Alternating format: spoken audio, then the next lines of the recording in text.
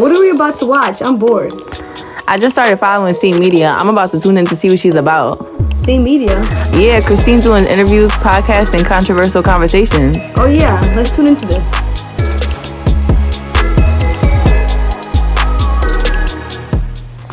Chris Rakes, welcome to CMEDIA Interviews. It's a pleasure having you today. Thanks for having me. It's your boy Chris Rakes. Speak my slang. Let's go.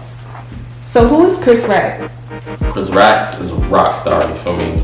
I'm a rock star, entrepreneur, and I'm a CEO, you feel me? I'm trying to put on, I'm trying to look out, I'm trying to win, I'm trying to have everybody around me win. Let's get it. Where are you from originally? I'm originally from the Rock, the 5, call it 585, Dirty Rock, whatever you want to call it, Rochester, New York. I grew up on the east side, you feel me, but I was kind of like a little nomad. I moved around, west side, I went to Wilson on the west side, so I was all over, but Rochester, New York, from the trenches, and now I stay in the suburbs, you feel me, little suburb, baby. How long have you been making music? I've been making music for 6 years now, you feel me, but I got like 200, maybe 300 unreleased tracks, you feel me, just been holding it, marketing, researching, you feel me, and now this is the year for me to drop. What does it mean to really love what you do? To love what you do, man, that's strong. To love what you do is a strong word for me, because some people like what they're doing, some people do it for the money, but to love what you do is wake up and go hard even when people shoot you down, even if like you drop a new song and get the attention you wanted, even if somebody said they didn't like your shit, even if niggas is hating, all that type of shit. If you love it, you still gonna get up, you still gonna grind, you still gonna do your thing, you gonna wake up freshly, brush it off, you gonna get it, you feel me? You gonna grind, you want that, you gonna go grab that, that's loving it, you know what I'm saying? Describe your style or genre of music for those who haven't heard your music yet. If you ain't hear me, that's a hard question. I don't have a flow, I don't have a style, that's my number one thing, I just ride with the beat. Whatever the beat is, that's me. If it's a rock beat, I'm on there on some rock shit, some R&B. I'm gonna try to sing a little bit, do my thing. It's bouncy, I'm on there, I'm snapping, getting groovy, you know what I'm saying? Like, it's however the beat is, that's whatever I'm feeling. However I'm feeling that moment is how I'm gonna go on the song. Like, if I'm heartbroken at a moment, I might have some like some heartbroken songs, you feel me? If I'm feeling good, I might get lit, you feel me? Like, everything is different. Like, I don't have a flow. I just go with the beat, I go with the flow. That's how I go, you know what I'm saying? So a lot of times, not all the time, the industry tries to mold an artist into their own project. So would you ever sign if given the opportunity? If given the opportunity, I need like 30 bill. Nah, I'm just playing. I mean, not for real though, but I'm definitely not signing because a whole bunch of these rappers always post on Twitter, Instagram, anything, YouTube. Oh, my deal did this. These labels not let me drop. I made all this, these streams off this, but I ain't get paid for it. All this, and I feel like that's a sign to not sign. You feel me? Like, you might as well do your own thing. All the labels is gonna do, give you an advance, give you some money, make you feel like you got it, and then you owe them, and you gotta pay them off. You gotta drop this amount of songs. You gotta make this amount of streams. I'd rather say, fuck that, you know what I'm saying? Get my own loan if anything. You might as well get your own loan, invest in yourself, invest in your marketing and promotion, you feel me? Just do your thing, grind, studio time, videos, all that, just go hard. You don't need no label, you your own label, you the business, you feel me? That's how you gotta think, market yourself, you the business, you know what I'm saying? Confidence is a main quality in the music industry. And based on your music, I can tell that you have a lot of confidence. Is that something you had to gain, or is that something you always had? I wouldn't say I had to gain it. I was always, I started off a little shy when I was younger, but I guess that's normal when you like a younger boy or whatever. But around like, I would say like 5th grade, I started getting more confidence when I started rapping. I started like rapping at the lunch tables and feel me.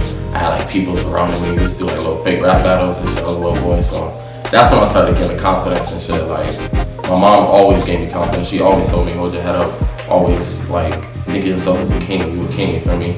Kings and queens, that's all we are as black people, you feel me? So confidence was always key. That's what I always think, confidence is key.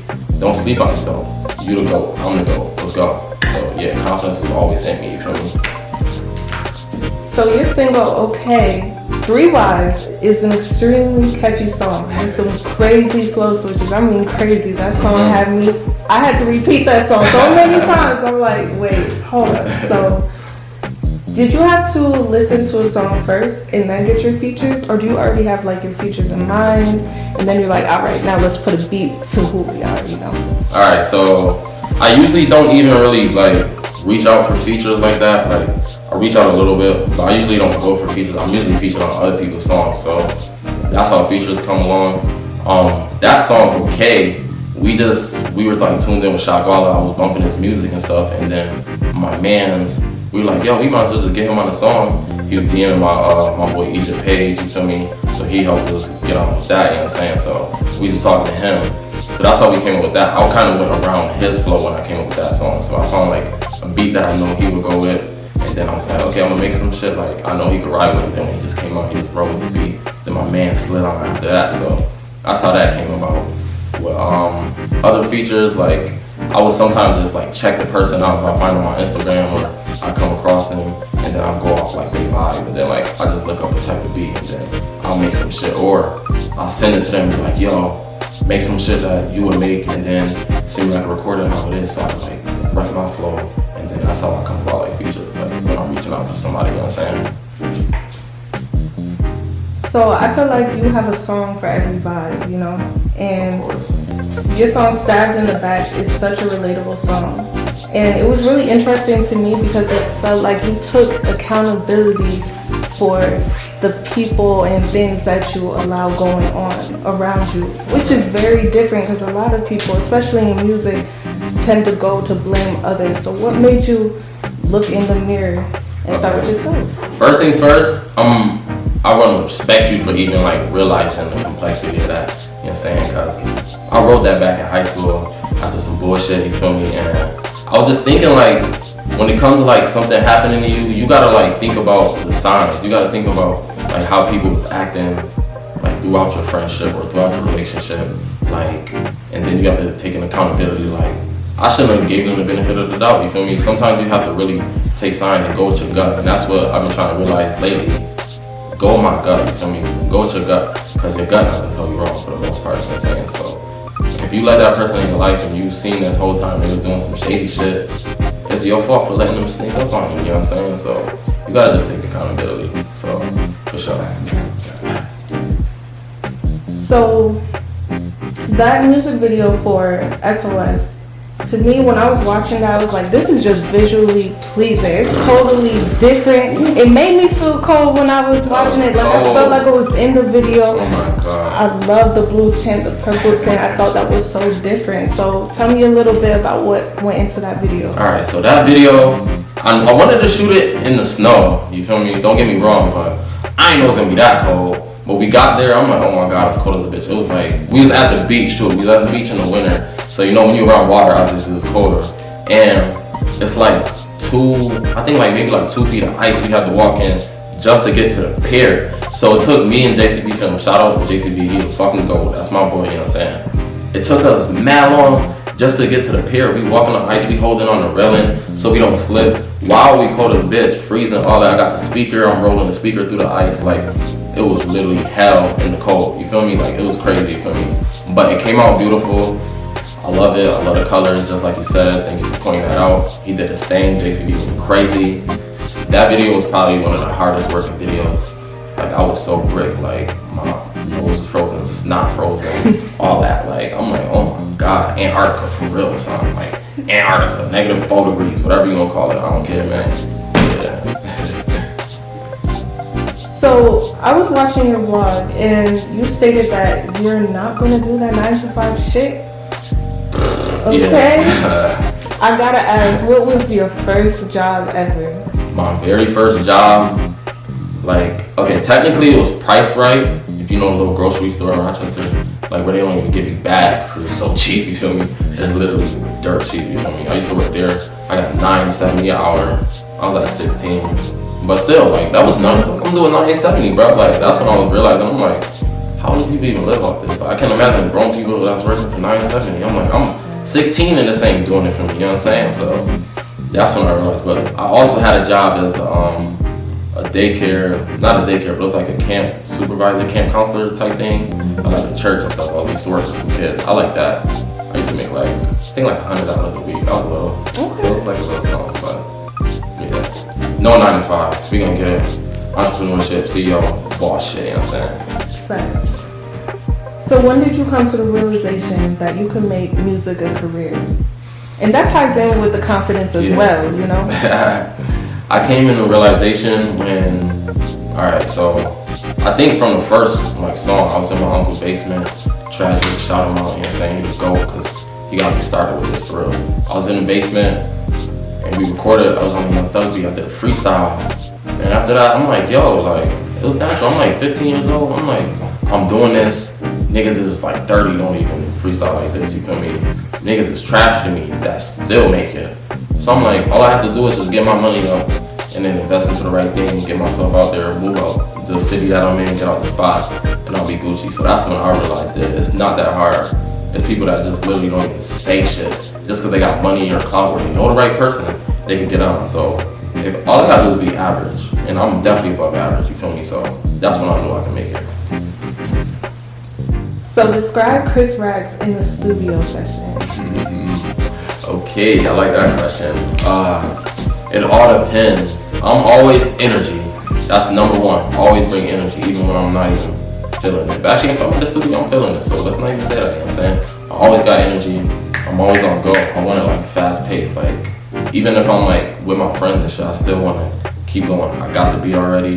Even if I'm freestyling, I already know what beat to use. Even if I'm written, all my shit is written and it's ready, and I'm just going in. I usually 1 take stuff, 2 takes, or I'll go back in. It's quick. It's like that. On clockwork. In the studio, work time.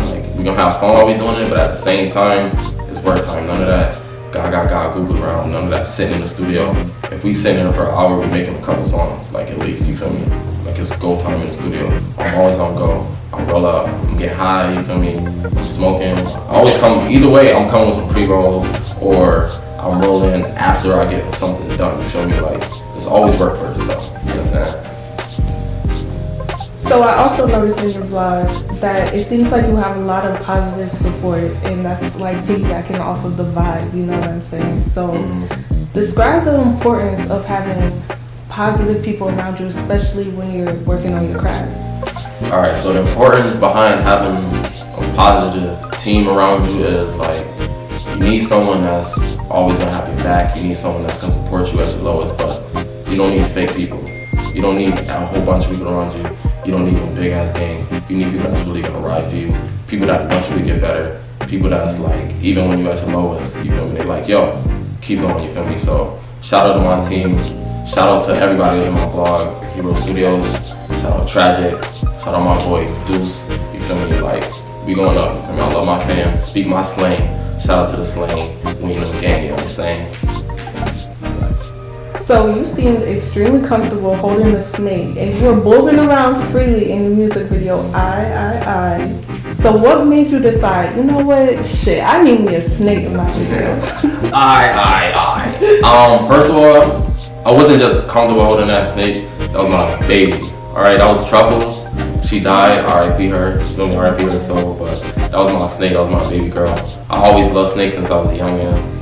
My godmom was terrified of snakes. She always don't get no snake. My mom didn't want me to have no snake. Nobody let me have no snake. So as soon as I got my own spot, you feel me? I got my first pet snake, and that was her. I knew she was just right for that video. As soon as that first scene when she's coming towards the camera that was just natural. As soon as I put her out, she just went towards the camera. I'm yo, she wanted to be in the video. She literally knew the vibe, you feel me? So she was lit in that shit. R.I.P. her soul, I miss her, you feel me? But yeah, I love snakes. I got a reptile now. I mean a lizard. I'm a reptile. I got a lizard, a tegu. I'm a reptile nigga, but yeah. So this is a really interesting question. Would you ever consider ghostwriting for an artist if the opportunity were ever given to you? Somebody reached out to you yo, I need your help, man. Yeah, definitely. I'll definitely do that. Right now, if you need somebody, I got you. Hit me up, you feel me? I'll write it, give me a day or two. I'll definitely do that. That ain't nothing, man. I would never let nobody ghostwrite for me though. Right. Cause I don't need that. I can write myself, I can freestyle. But if you need that, yeah, I got you. It's gonna cost you some dividends, you know what I'm saying? But yeah, for sure, speak my slang. Describe your first time ever recording in the studio. My first time, like I said, was 16 in the basement. I was just vibing on the Young Thug beat. I'm just I had the hook already written, and then I just freestyled it. everything was one take, like the verses, everything. It was just natural, like it was kind of eye-opening, awakening. I'm just like, I can do this. I can do this. People that's 17 making it, it's niggas that get it at 35. There's no way I can't do it if I just put my time and energy into it. So my first time in the studio was lit, amazing, one of the best experiences. So yeah. So what's one piece of advice you would give to an upcoming artist that you know, possibly could have had for yourself? That I could have had for myself. I don't know. One advice I would say is, like I said, don't just be dropping mad music. Like I had that for myself, so that's why I can't really say I wish I had for myself, but I always want to tell niggas that. Don't just be dropping music. You gotta drop, promote that music, get it out there, you feel me? And then drop, because now you're just wasting all that heat for no reason if nobody really paying attention to it. So, and then if you're spending mad money on something, like a video or the studio time, put that same type of money into the marketing, put that same type of money into promoting it, type shit. That's what I would say. So what can we be expecting from Chris Rakes? A whole lot of heat, you know what I'm saying? Don't play. I got motherfucking singles dropping every month. I know I've been playing. I know I ain't dropping 6 months. First of all, go get my new single, My Valentine, to drop February 14th. Gonna be my Valentine on my singing show and my feelings, you know what I'm saying? But then the next thing might be some rock shit, the next thing might be some pop shit, who knows, you feel me? So I'm coming on with all types of shit. This is the year of Chris Rakes. Raxx, Racky, Speak My Slang, that's all I gotta say. Whole lot of bangers. Speak My Slang EP coming real soon. I asked the fans if they want to drill, if they want to rage. It's kind of mixed right now, so I might give y'all something special. I ain't gonna tell what it is, you feel me? But that's a hint. But Melting Pot Melting Pot mixtape definitely coming end of the year. You feel me? It's Melting Pot means I'm melted with a whole bunch of different genres, a whole bunch of different styles, a whole bunch of different cultures, everything. I like Atlanta music, Florida music, Cali music, New York music. I don't have a flow, like I said, so the Melting Pot just means everything in one. And that's where I'm gonna have like probably maybe 20 plus songs. This is what y'all been waiting for. This is what I've been holding for the years. I got shit from high school. I got shit that I'm probably gonna record the day before I drop. You feel me? Melting Pot, everything together, straight bangers. It's coming soon. Speak My Slang. Well, it's been real. Thank you so much for coming on CMEDIA interviews. I hope we see you very soon. Oh yeah, you're gonna see a lot of me. You feel me? Don't forget my face, Chris Rakes, #1 in this bitch, you know what I'm saying?